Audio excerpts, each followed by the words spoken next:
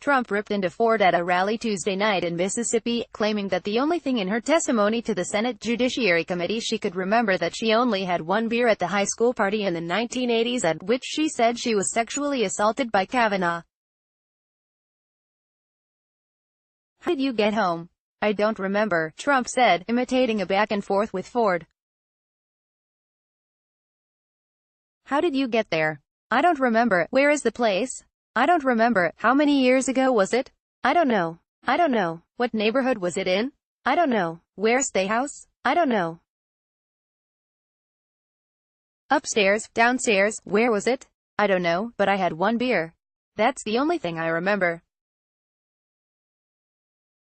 Fox News contributor Charlie Hurt joined Fox News Radio's Guy Benson and Marie Harf to give his take on President Trump's comments about Dr. Ford at his rally. On Trump's comments about Dr. Ford at the rally, "I agree that he has definitely been very restrained. Republicans have been remarkably savvy in the respect and deference that they have shown Drive Ford and the eagerness with which they encouraged her to testify once it became known to them. I think that is crucial to getting through this in a fair way. The president remained quiet for a long time. It's just amazing to me.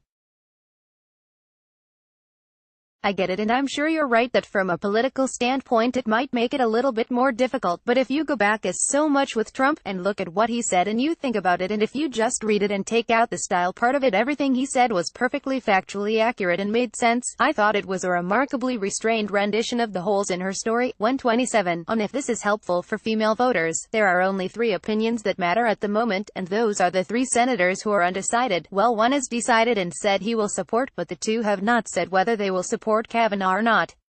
I don't know, maybe it wasn't helpful in that effort, but the bottom line remains. You're right, tone does matter in Washington.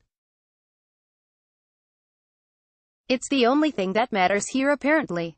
From the beginning, every big hit anybody makes about Donald Trump around here is always about style. It's always about tone. 405. On if you think Kavanaugh gets confirmed, I do. I think at the end of the day Kavanaugh is a guy of this place. He is the nominee from establishment central casting. This is not an outside the beltway Trump choice. This is a true blue Republican establishment. At the end of the day the senator's argument is, how can you, based on uncorroborated, unsubstantiated, conflicted testimony, how can you use that to destroy a guy's life and career? 159. On how this affects this has on the midterms, I was struck. I wrote a column last week. I made a point that I thought that Dr. Ford sounded credible if a little bit daffy, but commending Republicans for giving her a voice and a place to speak and then gently try to poke holes in the story, and why at the end of the day I just don't believe it. What was remarkable to me was the number of friends of mine, most women who are mothers and married, they jumped all over me saying, "How could you find her credible? How could you find her believable? She's lying." 610. On Julie Swetnick. When I heard Drive